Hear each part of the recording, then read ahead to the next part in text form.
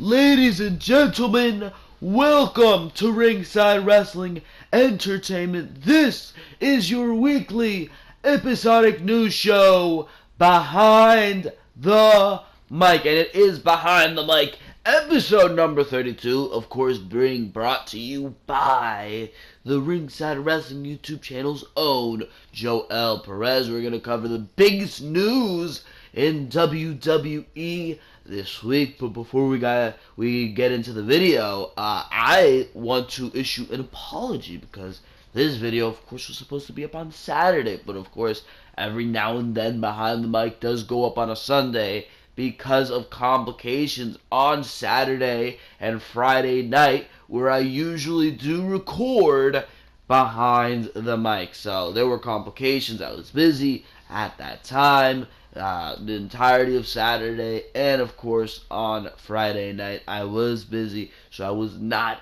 able to record Behind the Mic and get it up at its usual upload date, but it is uploaded here on Sunday, and I think that is helping me get a little bit more news in. Very dry week for news regarding the WWE, but there is still some big news stories, including, of course, the headline story of Jon Jones calling out Brock Lesnar and possibly appearing at WWE SummerSlam. So we're covering that right here on Behind the Mic here today. But of course, like always, let me throw my plugs in there. Ladies and gentlemen, we have a bunch of videos for you to go check out on the Ringside Wrestling YouTube channel. As a matter of fact, over 200 videos for you to go check out on the Ringside Wrestling YouTube channel. As of late, we got your Monday Night Raw and Smackdown reviews up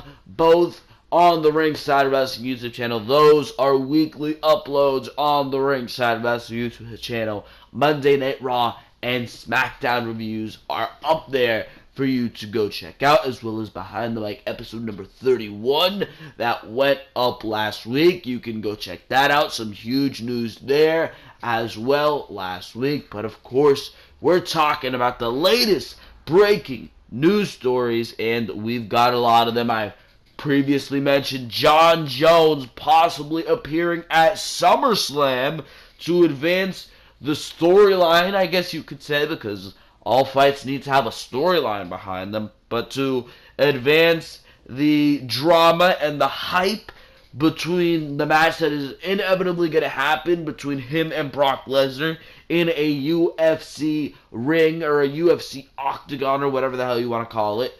One day that will happen. We've got news on Dolph Ziggler and some major changes being planned to his character. We have Vince McMahon, the chairman of the WWE, apparently furious at two segments on Raw and Smackdown in the recent weeks. We're going to talk about that right here on Behind the Mic. We have major details revealed about John Cena's WWE future and his schedule after SummerSlam, which is actually something that's been popping up more and more in the talks as of late. We have a big update on Ronda Rousey. Yes, that Ronda Rousey. We're going to talk about her coming to the WWE and her future with the UFC. And of course, we have the real reason why Chris Jericho returned to SmackDown Live, made a surprise return to SmackDown Live, and had a match for the United States Championship with AJ Styles and Kevin Owens. So we're going to talk about that one. So make sure to stay tuned because we've got all that news and so much more right here on Behind the Mic. And we're going straight into the news stories. We're going to start off here with the big news story. UFC star Jon Jones teases showing up at SummerSlam to challenge Brock Lesnar. The WWE is running an angle heading into SummerSlam with Brock Lesnar and Paul Heyman threatening to walk out of the WWE if Lesnar loses his WWE Universal Championship at the event without getting pinned. Lesnar is set to defend the title in a fatal 4-way match against Samoa Joe, Braun Strowman, and Roman Reigns. Interestingly, the WWE website posted a recent video with Kathy Kelly, and she talked about the match, but also hinted at something that might make both WWE and UFC fans interested. There have been a number of rumors lately indicating that Brock Lesnar might want to return to the UFC again. The proposed fight that is on everyone's minds is Brock Lesnar versus Jon Jones. As a matter of fact, after Jon made his triumphant return at UFC 214, he called out Brock after his win. Bleacher Report revealed that Jones' inspiration for calling out Lesnar was the moment that Conor McGregor called out Floyd Mayweather. I think I was inspired by McGregor. This is Jon Jones speaking. I think I was inspired by Conor McGregor, to be honest with you, to just dare and to reach higher. Me versus Brock Lesnar is somewhat equivalent to Mayweather and McGregor. Conor McGregor and Floyd Mayweather will fight this month in a boxing match that many believe will shatter many pay-per-view buy records. So what has the WWE website talking about Jon Jones and Brock Lesnar fight? A fan tagged Jon Jones in a tweet and asked him if he will show up at Ringside for SummerSlam, where Brock will fight 3 men for his WWE Universal Championship. In response, Jon said that it's crossed my mind. So he did not say no to that question. Brock Lesnar is under contract with the WWE until WrestleMania 34, but the company has allowed him to take time off to do whatever he wants ever since he returned. Just last year, Lesnar took off around SummerSlam time to fight Mark Hunt. However, that fight is where things are a little awkward. Brock Lesnar failed 2 different drug tests heading into the UFC fight and was suspended for a year. Brock announced his retirement from MMA fighting, and his suspension was frozen. If Lesnar wants to return to fight Jon Jones, he has to serve out the remainder of his suspension. There is still a very good chance that Brock Lesnar will fight Jon Jones in the UFC. Jones is 23-1 in his MMA career and 17-1 in the UFC. Brock Lesnar is 5-3 in MMA action and 4-3 in the UFC. When MMA Junkie asked about a fight with Brock Lesnar, Jon Jones said that he never even considered it before, and he wasn't one to call people out. However, after Jon Jones made the call out, Brock Lesnar answered by telling him to be careful with what he asked for. There are people who don't think that Brock Lesnar will leave the WWE, but the company knows that when Lesnar fights in the UFC, it helps his standing in front of professional wrestling fans. This would be one of the toughest fights of Lesnar's career, but even a loss wouldn't hurt him in the WWE, so they would likely let him leave to fight and then return. Jon Jones said he knows that he might just be leverage for Brock Lesnar to get more money from the WWE, and that is fine with him. I think it would be great if he comes. This is Jon Jones speaking, I believe, again. And he said, I think it would be great if he comes over to the UFC to get a gigantic payday. Probably his biggest UFC payday. Now he has this as a leverage point from whichever direction he decides to go in. Good for Brock to have options. The WWE will hold SummerSlam on August 27th in Brooklyn, New York. If Jon Jones shows up there to watch the match, expect the WWE to have made the decision to allow Brock Lesnar to take one more dip into the UFC water. By the way, it's not August 27th, it's August 20th, you fucking assholes, bro. Whoever wrote this article, stop botching, bro, stop botching. But, I mean, this is very interesting. The possibility of Jon Jones versus Brock Lesnar. You know how big Jon Jones is, how much of a formidable opponent Jon Jones is, I should say.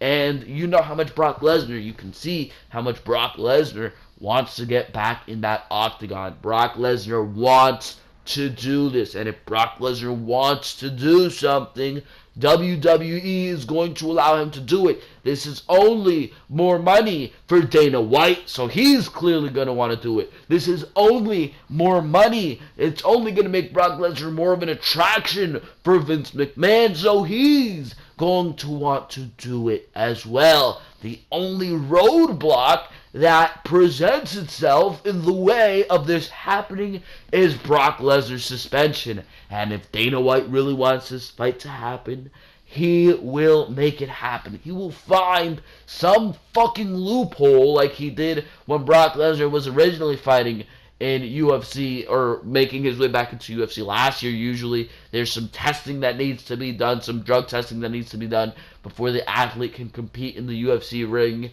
and before he can officially go into a fight. But Brock Lesnar was able to skip that. He was able to get that special treatment, right? And then afterwards he was discovered to be on whatever type of drugs. I think it was steroids or some performance enhancing drugs. I believe they were performance enhancing and not just some drug that's illegal and not allowed. But besides that, I think they can find some loophole and they can get this match happening quicker than the 5 months or however long it is for on Brock Lesnar's suspension. I think they can find that loophole because this is a big payday. Brock Lesnar will make the UFC a lot of money. This fight will attract a lot of attraction as well to the WWE. So it's positive on both sides, and I think it is going to happen. I think it is inevitably at this point going to happen. I could very well see Jon Jones showing up at SummerSlam. I could see it. I think that is buzz for SummerSlam as well, something Vince McMahon always wants on his product. So I think this is happening. It's just a matter of when at this point. I don't know when. Probably going to happen next year in 2018. I think Brock Lesnar is going to re-enter that testing pool, and he's going to make his way back into the UFC. Those are my opinions. So you guys make sure to leave your comments and opinions in the comment section below. Will this fight between Jon Jones and Brock Lesnar be happening? Will Jon Jones be at SummerSlam? And is it happening now in 2017 as soon as possible? Or is it happening in 2018? Leave all that in the comment section below, because for now, we're moving on here. We've got this news on John Cena and what his status is going to be after SummerSlam. And of course, we know that John Cena is a free agent, which I think makes no sense and pretty much defeats the point of a fucking brand split. If guys like John Cena get to be on whichever brand they want just because, alright. But of course, that makes it more interesting on where he's going to be after the brand split, and we've got news on that. Since the decision was made for John Cena to become a free agent on WWE television, there's been quite a bit of speculation about how WWE officials are planning to use Cena on both Raw and Smackdown Live before he needs to take another hiatus from the ring. Since returning last month, Cena has continued to be featured for the Blue brand, but that is all about to change after the biggest party of the summer is over. At WWE SummerSlam, John Cena will face Baron Corbin for the first time. That's not true. Again with these fucking articles, that's not true. John Cena has faced Baron Corbin on Smackdown Live before. Holy shit.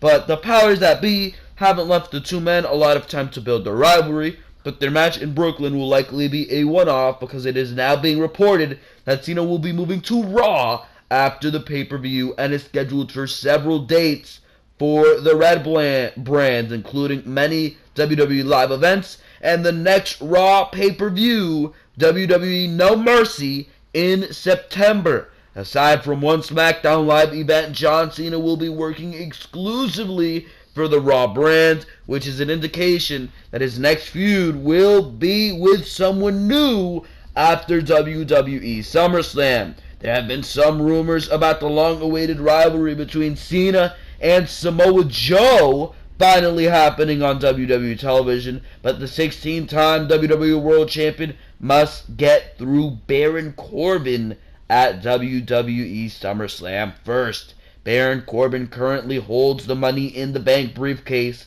If Cena is heading to Raw after the pay-per-view, it's logical for him to put over the Lone Wolf before he makes a jump. However, WWE officials have a strong tendency to book the briefcase holder to lose a lot of matches, especially if the powers that be are planning for Corbin to cash in his Money in the Bank contract against Shinsuke Nakamura at WWE SummerSlam. The reason why John Cena has become a free agent is for WWE officials to utilize him to the best of their ability. On paper, Cena putting over Corbin during the biggest party of the summer before the latter becomes a WWE champion is extremely helpful to boost him to the next level overnight. For John Cena, he's been booked specifically to be featured on Raw over the next several weeks, which means the powers that be have major plans for him through WWE No Mercy. Afterward, the fans will see what happens next. What I was planning to do and what my SummerSlam predictions were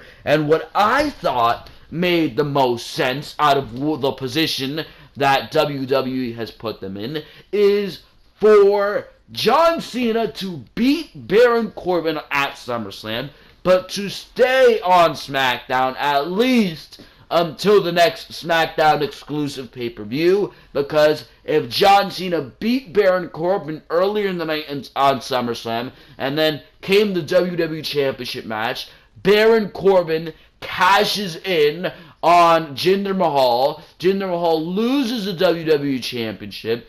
Shinsuke Nakamura is screwed out of his WWE Championship match pretty much because Corbin cashed in and made it a triple threat right in the middle of it. Jinder Mahal has his rematch clause, and John Cena beat the guy who became the WWE Champion earlier in the night. So everybody has a claim to the WWE Championship, and that results in a fatal four-way at the next SmackDown Live exclusive pay-per-view between John Cena, your new WWE Champion Baron Corbin, Nakamura, and Jinder Mahal. And that's the way I would have done it.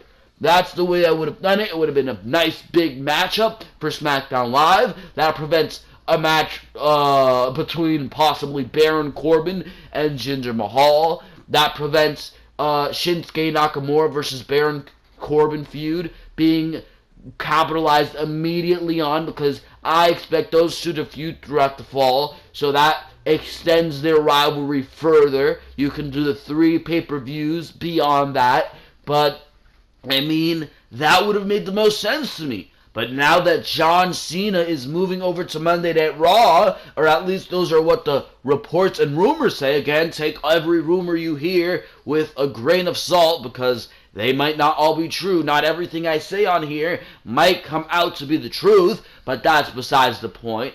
Now that John Cena is moving to Monday Night Raw, per the rumors, I think it makes no sense for John Cena to beat Baron Corbin. If it were me, Baron Corbin would beat John Cena. If it were me, this match wouldn't even be fucking happening. But that's besides the point, because WWE booked themselves into a fucking corner here in the way they booked SummerSlam, positioned itself for John Cena to not even be on SummerSlam, because Baron Corbin clearly going to cash in at SummerSlam.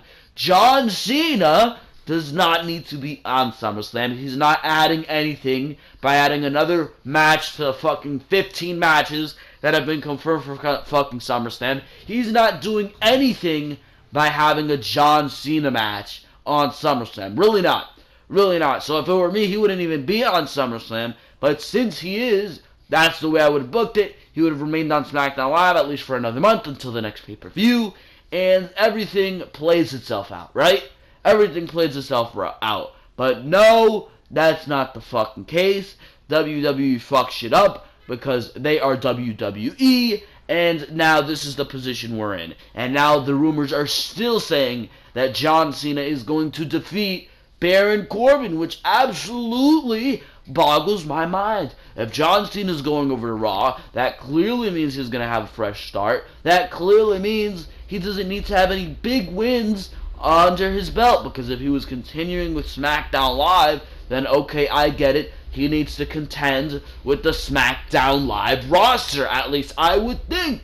But no, now that he's moving over to Monday Night Raw, I would have Baron Corbin beat him. Baron Corbin gets that nice win under his belt. He gets put over, and he looks even stronger when he goes on to win the WWE Championship later in the night. So that's what I would do per the rumors, but if it were me booking this, I would have the Fatal 4-Way going into the next SmackDown Live exclusive pay-per-view, because Cena beat Corbin, Nakamura got screwed out of his championship match, and Jinder Mahal has a rematch clause. But I don't know. Make sure to leave your comments down in the comment section below. What do you think of this entire bullshit? And by the way, if it were me, yes, I would have John Cena go into a feud with Samoa Joe. I think that is the best thing you can do with John Cena coming out of SummerSlam, unless Samoa Joe's the Universal Championship. I don't want John Cena anywhere near the Universal Championship, especially if he's just arriving on Monday Night Raw. There's no way it's going to make sense that Samoa Joe's the Universal Champion and John Cena shows up willy-nilly. Oh, I'm the contender for the Universal Championship. Well, hold up. Braun Strowman's been here. Roman Reigns has been here. Brock Lesnar has his rematch clause. They've all been fighting their asses off for the Universal title, but you're telling me you get to skip the line? That would be bullshit. But I don't know. John Cena going to Monday Night Raw after SummerSlam. What do you think? Of course, leave that in the comment section below. What do you think of this news on John Cena going to Monday Night Raw and leaving SmackDown after SummerSlam? Leave it in the comment section below, because we're moving on here. We got this news on Ronda Rousey coming to the WWE, possibly again. Take this with a grain of salt, because some people are like, oh my god, Ronda Rousey's coming, when they don't see her on WWE. Oh my god, fuck this guy, bro. He lied to me. No, bro. I'm just reporting the news and giving my opinion on it at the end of the fucking article. But, that's besides the point. Big update on possible Ronda Rousey WWE debut. What's next for former UFC champion? It's been a long-running WWE rumor of sorts. Ronda Rousey making her WWE debut at some point in the future. And while the rumors did swirl after her appearance alongside The Rock at WrestleMania 31, as well as in the run-up to her last UFC fight against reigning champion Amanda Nunes, the former UFC Women's Bantamweight champion appears to be especially close to making the transition from mixed martial arts to professional wrestling. But how close is close? A new report suggests that we might have about a month before we find out. On the latest issue of the Wrestling Observer newsletter, the Wrestling News, Dave Meltzer offered some information on when fans could expect to see Ronda Rousey make a significant appearance on WWE programming. While it might not mean that Ronda Rousey will be making her WWE wrestling debut at that time, Meltzer believes that some advancement may be seen if and when Ronda appears in the finals of WWE's inaugural Mae Young Classic. The all-women's tournament will premiere on the WWE Network on August 28th, showing taped matches from last month through the live finale, which is scheduled to take place on September 12th in Las Vegas.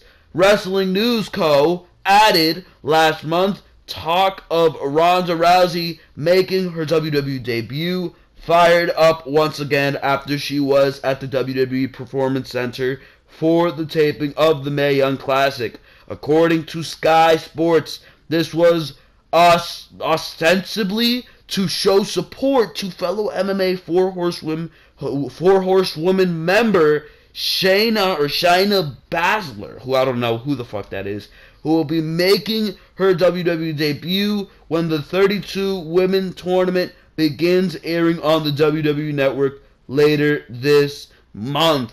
The WWE rumor mill continued hinting at the company's plans for Rousey in the coming weeks, with reports claiming that she might be facing Charlotte Flair at WrestleMania 34. Late last week, Fightful also reported last week that Ronda Rousey appears to be preparing for a possible WWE debut, having supposedly been referred to Brian Kendrick for training purposes. Kendrick is currently a mainstay of WWE's Cruiserweight division and had previously worked with recently released women's wrestler Eva Marie to help hone her skills. The difference between Eva Marie and Ronda Rousey here, some people I've heard blame Brian Kendrick for her failures. Hell no. Hell no. Brian Kendrick is fantastic in that ring.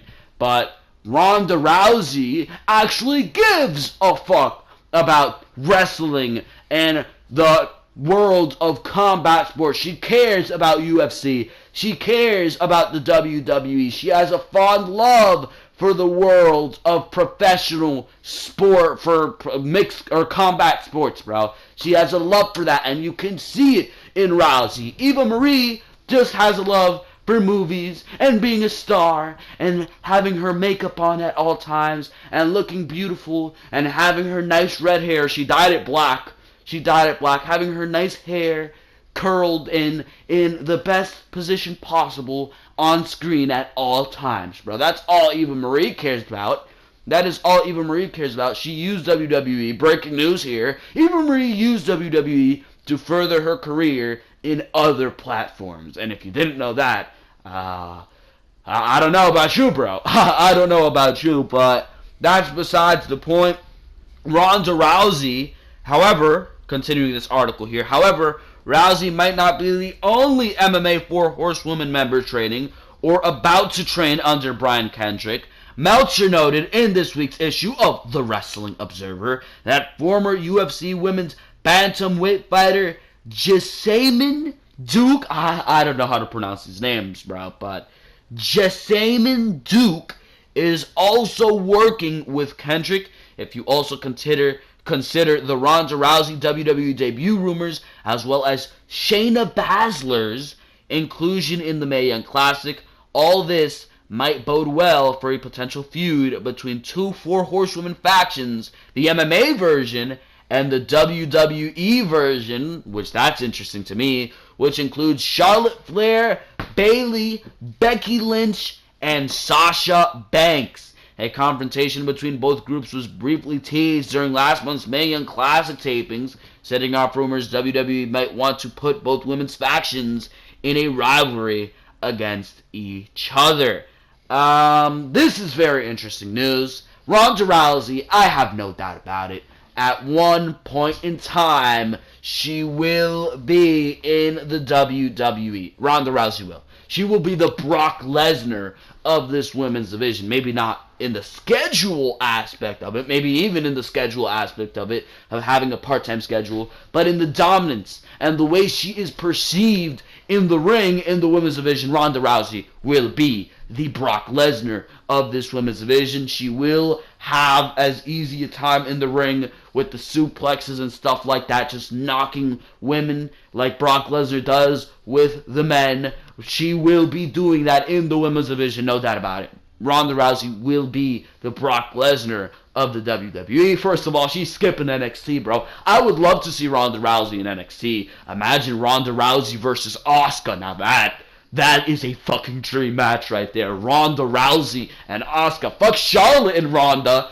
I want to see Asuka and Ronda. That would be a fucking matchup I would love to see. Depending on how good Ronda Rousey is in the wrestling ring, she could be one of these women who is just like, oh, I fucking dominated UFC for a year. I will have an easy time in this fucking ring, and then she gets her fucking ass kicked, and she's just like, I can't do this, and she's gonna half-ass it. Hopefully she is not like that. Hopefully she goes 110% in. Hopefully these women, one of them who is in the Mae Young Classic, one of these 4 horsewomen in NXT, or in the Mae Young in UFC when they were there, hopefully one of these 4 horsewomen now in the Mae Young Classic they have success in the WWE, and we could see this feud between the 4 horsewomen of UFC and the 4 horsewomen of WWE, because that would be interesting. I love Sasha Banks, Charlotte, Becky, and Bayley in the ring, at least. The way WWE's been booking them, that's a whole nother argument, but Ronda Rousey will be in the WWE. She's done with UFC. She's done with UFC. Ronda Rousey cannot take those L's, bro. I'm sorry to break it to you, but after she fucking lost her first match, saying that she wanted to kill herself, all this garbage, she's done with UFC. And after being knocked out by whatever her fucking name is, the UFC Women's Champion, I don't know. I'm not that into UFC. I like watching the fights. It's very entertaining. I love combat sports, but I don't know that much about it. I'm more of a WWE professional wrestling guy, and I think you guys should know that based on the content on my channel, but that is besides the point. Ronda Rousey, I think she will inevitably be in WWE, and she will be the Brock Lesnar of the women's division when she does come in. Maybe she'll be on a part-time schedule. I don't fucking know. Depending on how good she is in the ring, I will tell you how interested I am in seeing her compete. If she's awful in the fucking ring, I will fucking bash her very, very fucking easily, bro.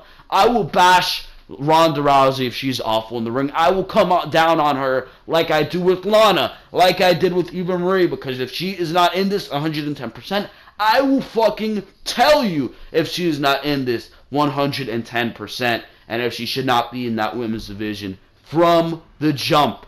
But besides that, I think Ronda Rousey can bring a lot to the women's division. I would love to see her against Asuka, Charlotte, Bayley, Sasha, all dream matches, Nia. These could be great, great matches, and I would love to see Ronda Rousey in the WWE. For now, tell me what you guys think of Ronda Rousey being in the WWE and matches you would like to see with Ronda Rousey in WWE. Leave that in the comment section below, because for now, we're going to move on here once again. We've got news on the chairman of the board himself, the granddaddy of them all. Who the hell used to say it? JR or Jerry Lawler? I forget who, but Mr. McMahon or Mr. McMahon. How many fucking ways are there to say Vince McMahon, bro? Holy shit. But he is fucking furious. Oh my god, you can see him. I can imagine him in gorilla position, bro.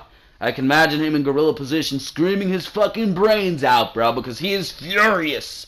Furious with 2 segments from both Monday Night Raw and Smackdown Live. In the past few weeks, WWE has had to deal with some injuries, big risks being taken, and some picky crowds which have gotten under the skin of none other than Vince McMahon. Some may not have realized they were a big deal, but a segment from this week's Monday Night Raw and one from last week's SmackDown Live are said to have made Vinnie Mac absolutely furious. Forgot about that one. But one of the things that those on the WWE main roster want to do is cross the boss. While it is very rare that anyone will see Vince McMahon get angry about something on camera, reports often come out about what may happen backstage. For those who watched Monday Night Raw this week, they may remember a particular segment that didn't go the way WWE had planned it. At one point, Bayley came out to reveal that she would be pulling out of her SummerSlam match due to a shoulder injury or an elbow injury or whatever the hell it is. But the longer the segment went on, the louder the boos became. And it was obvious that even Bayley didn't expect them. Wrestling Observer Radio, Bayley went full heel on the fucking crowd. She was like, I thank those people who are cheering me, but she pretty much said, for those of you who are booing me, go fuck yourself, bro. That's pretty much what Bayley said.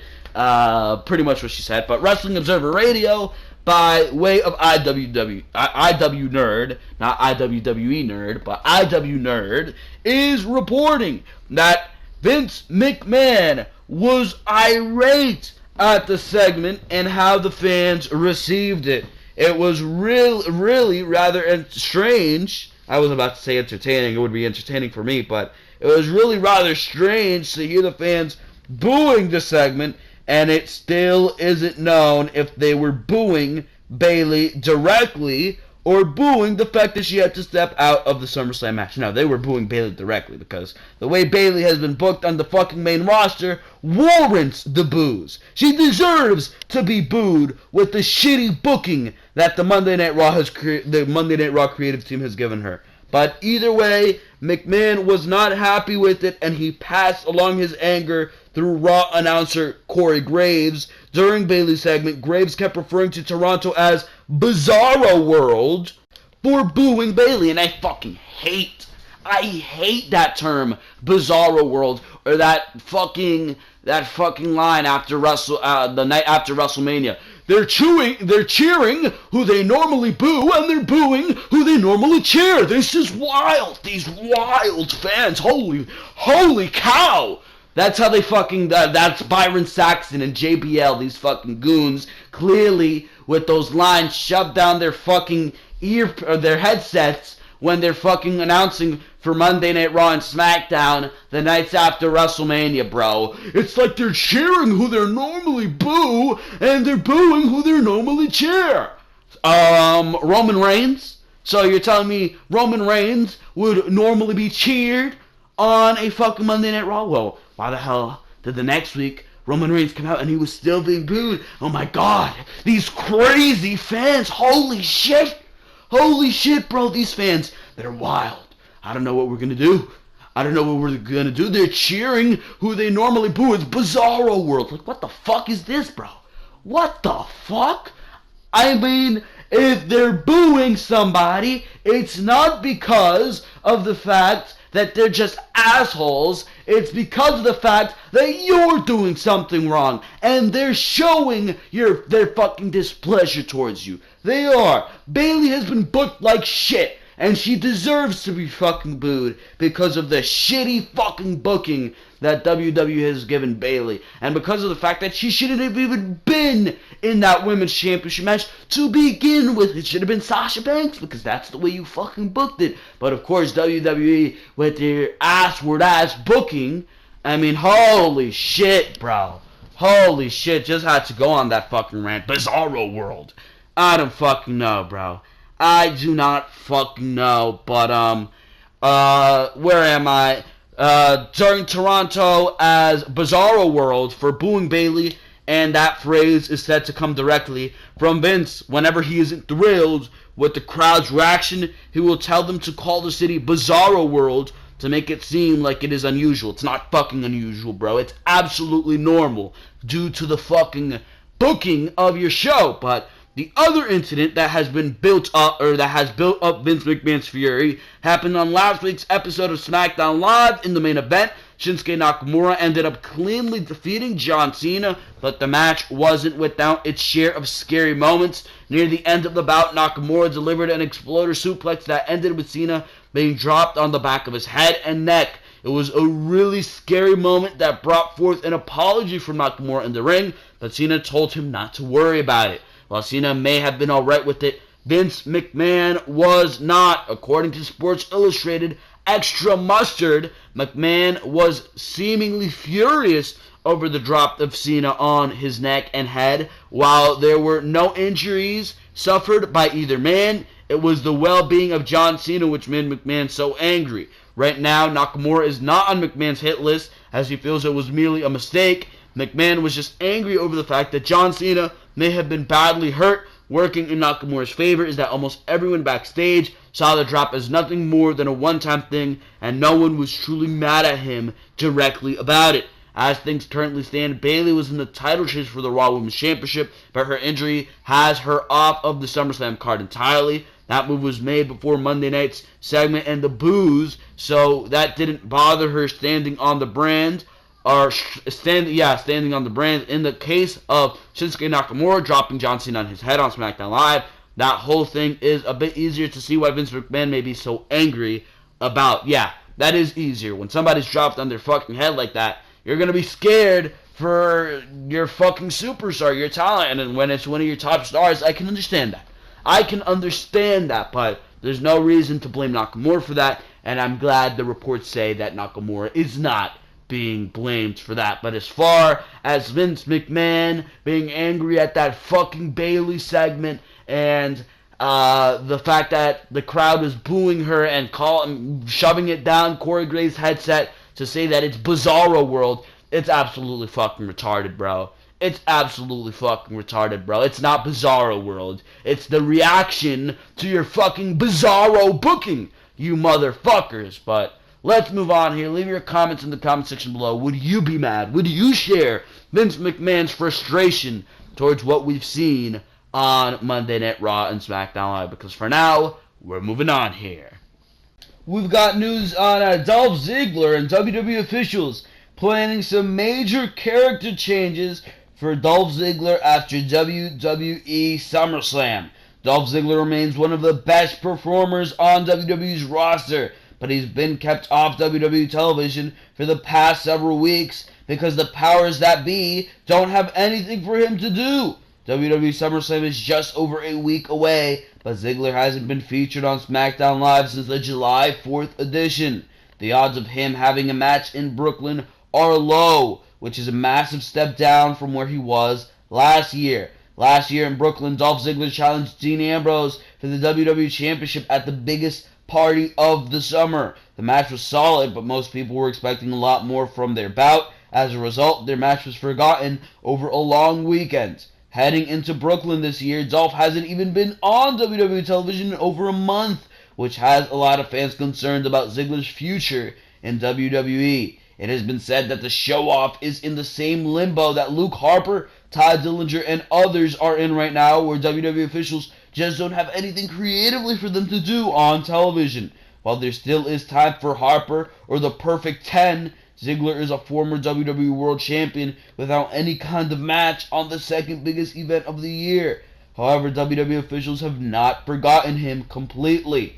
It's being reported that Dolph Ziggler may be getting repackaged soon, and WWE officials could be making some major changes to his character while he's off television. As of this writing, it's not clear what changes could be made to his gimmick. However, WWE officials are likely trying to bring him back strong, because the longer he's on the sidelines, the more pressure there is on Ziggler to bring something new to the table. A lot of people would argue that Dolph Ziggler has nowhere to go on WWE programming because he's not going to break into the main event scene again. There's a lot of concern that his rivalry with John Cena in 2012 is the reason for that, because it permanently stored him with WWE officials as a main event talent.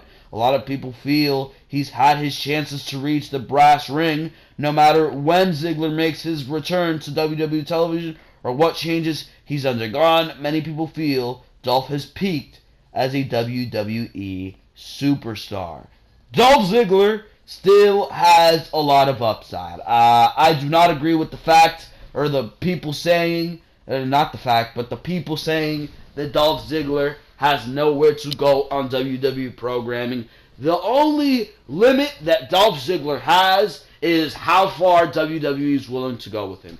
If WWE wants to slowly build Dolph Ziggler back up again, get him some nice wins under his belt, make him the most exciting thing on SmackDown Live, have him have some great matches, put him in a position where he can have some great matches, get him over with the crowd, put him in matches with AJ Styles, Kevin Owens, Sami Zayn. I mean, the mere roster you have on SmackDown Live right now can get anyone over. And the fact that you have no place for a talent as good as Dolph Ziggler, very solid in that ring, could sell his ass off, bro. I mean, just look at the feud he had with The Miz last year on WWE programming for the Intercontinental Championship. One of the best feuds, probably the best feud of 2017. Fuck Sasha Banks and Charlotte, by the way. That was awful. That was awful. The flip-flopping of the fucking title. The only reason those two women were in the fucking feud was to make history. None of it was concerned around the women's fucking title. It's like that was just some fucking prop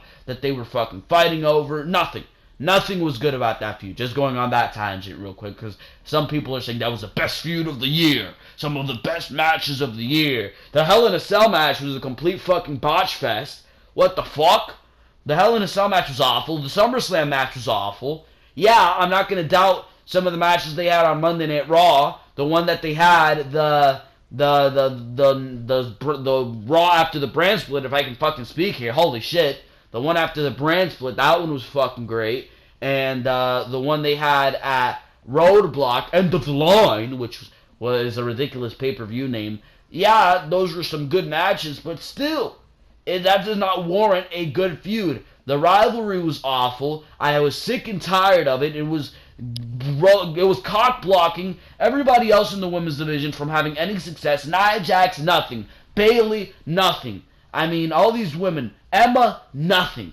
I mean, you had Emma with promo packages for fucking months. So come out as Emelina and fail. Why did she have to do that for months? Because all the focus was on Sasha Banks and Charlotte, and she did not fit anywhere. That was awful. But the feud Dolph Ziggler had with The Miz proves the success that Dolph Ziggler can have putting people over in that mid-card. Have him put over a Tye Dillinger. Have him go into a feud with Tye Dillinger. First of all, have him get some nice fucking wins on WWE television first, and then he has the credibility to put over a Tye Dillinger, to put over a Luke Harper, to put over a Sami Zayn, bro. Holy shit, this guy can do you wonders. But you're using him as some fucking sideline piece of shit act that nobody gives a fuck about anymore. And yes, a lot of people don't give a fuck about Dolph Ziggler anymore, but that's not Dolph Ziggler's fault, because Dolph Ziggler can put on some damn good television, he can put on some damn good promos, and he can put on some damn good matches. It's just upon how WWE uses him. And if they're going to keep him off television for months, to have him come back and put him in some random storyline on Smackdown, and then when he doesn't get over, when nobody gives a shit about him, you blame it on him. I mean, holy shit, what do you expect to happen? Oh my god. But I mean, Dolph Ziggler can still be a very, very good asset to WWE. And whatever these character changes are, he turns heel. That was a failure. I expected that to be a huge success because of the success he had just come off of as a face in his feud with The Miz. And he really does thrive as a heel, does Dolph Ziggler. So I was expecting him to have a great showing as a heel, but you never utilize him correctly. You used him to put over Nakamura, and after that, he was right back to being a sideline, a sideshow act. That is not what Dolph Ziggler is, and if you utilize him as if he was not that, if you showed the crowd that he was not that, because if you think it, we're going to think it too.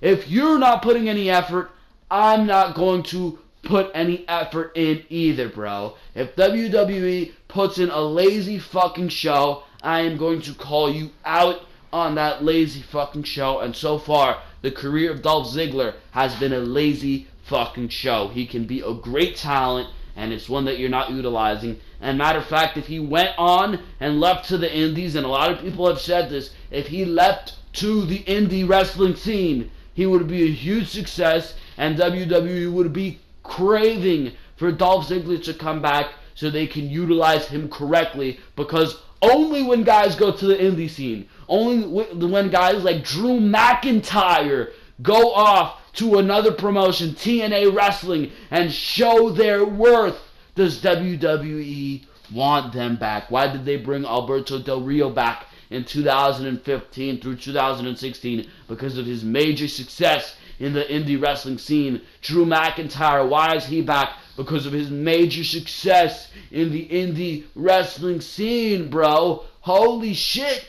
These guys are great fucking talents that you're not utilizing. WWE is probably fucking crying and shedding tears because of the fact that they let Cody Rhodes go. Because of the fact that they let all these great superstars go. John Morrison, and now Johnny Mundo. They're probably fucking shedding tears that they let a guy like that go. Rey Mysterio, who's making waves in promotions like Lucha Underground. They're probably crying for him to come back, and that is not the case, and they're not going to come back because you treated them like shit, and Dolph Ziggler could be the next person on that list. So leave it in the comment section below. What do you think WWE is going to do with Dolph Ziggler? What do you think they could do with Dolph Ziggler? What do you think Dolph Ziggler's potential is? Leave it all in the comment section below, because we're moving on to the final news story of the week, and that, of course, is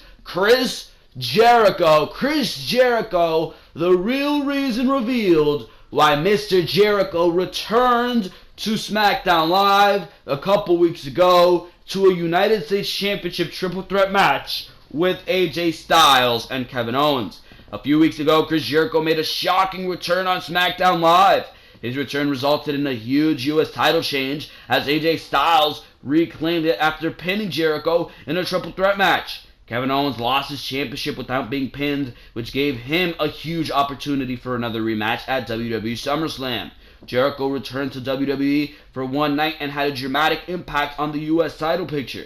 The WWE Universe wasn't expecting Y2J to appear on WWE programming for the rest of the year. His tour scheduled with Fozzy is rumored to take up most of his time for the rest of 2017, but his surprise appearance on SmackDown Live has made the fans hopeful because he could make another appearance at any time for the rest of the year. Unfortunately, the WWE Universe shouldn't hold their breath for another appearance. It's being reported that the reason why Chris Jericho returned to SmackDown Live a few weeks ago was the result of all the stars aligning between himself and WWE. During his latest edition of Talk is Jericho, Y2J revealed that he was already in Richmond, Virginia to record an episode with Breezango, which I just watched, for his podcast, as well as film some new material for the Southpaw Regional Wrestling Show. Holy shit.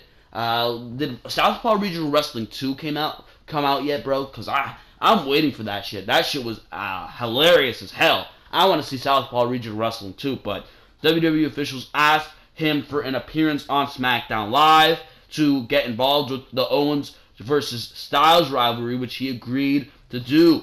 The WWE Universe remains hopeful that Jericho will return to WWE television full-time soon, but this single appearance may be the most likely the most they can get for the rest of the year. It's likely that he will be involved in some WWE live events every so often. However, Chris Jericho's focus appears to be away from the ring and on his commitments to Fozzy for the rest of 2017. The WWE Royal Rumble is still a possibility as of now. There is still unfinished business between Kevin Owens and Chris Jericho. The latter's return for one night caused Owens to lose his United States Championship. WWE officials were clever to continue to book Y2J as a thorn in Owens' side, despite being on an extended hiatus for the foreseeable future. However, it will be something to keep their rivalry fresh in the minds of the fans over the summer. Eventually, Jericho and Owens will continue their feud, but the WWE Universe will have to remain patient for the former's return. Chris Jericho does not need to return anytime soon. The WWE roster is fucking stacked, bro. Absolutely stacked.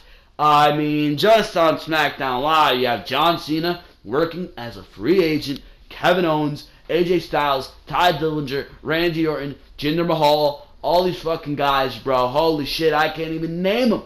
I can't even name how many fucking guys you have. Baron Corbin, Rusev, this guy, the next guy, their mother, his grandfather. Holy shit, the rosters are stacked. They are. You look at Monday Night Raw, Roman Reigns, Seth Rollins, Dean Ambrose. Fucking, you have to put Rollins and Ambrose in a fucking tag team because there's so much fucking talent in the main event scene of Monday Night Raw. Finn Balor, Bray Wyatt, Elias Sampson, you got Braun Strowman, Samoa Joe. I mean, I can go on for days. You got unutilized talent in Apollo Crews. You got The Miz, Taraj, Dallas, and Axel. The Miz himself, Jason Jordan now as a singles wrestler. Big Cass as a singles wrestler. I mean, you have OD talent, bro. OD talent, and I don't think Chris Jericho or anybody pretty much fits into that list right now. I really don't. I don't think WWE needs to freshen up their rosters at all. And Chris Jericho being there would just add some fucking brain ache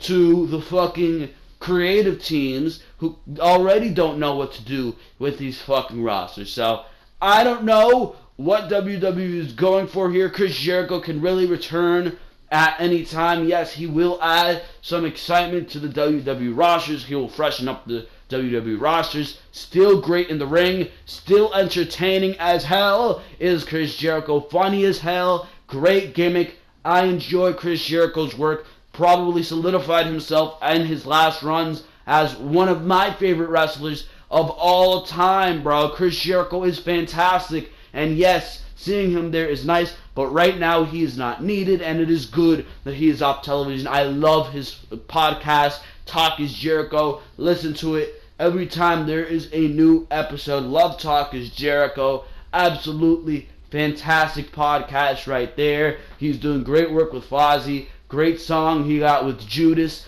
and his entire album there. He is fine. Chris Jericho does not need to be in the WWE right now. He's got a hell of a lot going on, keeping him busy. The podcast, the fucking band, the tour, the next thing, bro. Jericho is a rock star. He's a wrestler. He's done all of it. He wrote a book. He has a fucking book coming out. He's doing a podcast. I mean, hell, Jericho, I don't know how he does it. He does so many things at the same time, and it is absolutely amazing. Absolutely great person is Chris Jericho, and you have to admire the success he has attained and how he is handling everything at the same time. I'd be a fucking wreck handling a fucking band, handling a WWE career, handling writing a book and a podcast all at the same fucking time. I don't know how the hell I would fucking do it. I don't know where I would find the time for everything, but Jericho is managing to do that and keeping this WWE out of the plate for a little bit at least. It is something that he needs and the WWE needs. They don't need each other right now, and that for now is fine. So Jericho, the return he made was a one-time thing, and I think that is fine from both fronts. So there you go, ladies and gentlemen. That is the final news story of the week. For now, let's move on to the closing segments of Behind. For now, ladies and gentlemen, we're going to be closing up Behind the Mic episode number 32 for the week. I hope you enjoyed each and every single thing that you heard in this video. Make sure to go check out all the other content. Like I said at the beginning of the video, over 200 videos to go check out on the Ringside Wrestling YouTube channel. Monday Night Raw and Smackdown reviews for this week are up, so make sure to go check those out. Pay-per-view reviews, NXT TakeOver special reviews, preview and predictions for both of those things, both NXT TakeOvers and pay-per-views. I will be covering SummerSlam and NXT TakeOver Brooklyn 3, so make sure to stay tuned. Best way to do that is to subscribe to the Ringside Wrestling YouTube channel for everything regarding the WWE. Links to the last 10 videos on the channel are down in the description below, so make sure to go check that out. Of course, leave a like if you enjoyed what you heard here, because for now, I am out of here. This has been Joel Perez, and I will see you on Monday, tomorrow, for your Monday Night Raw review.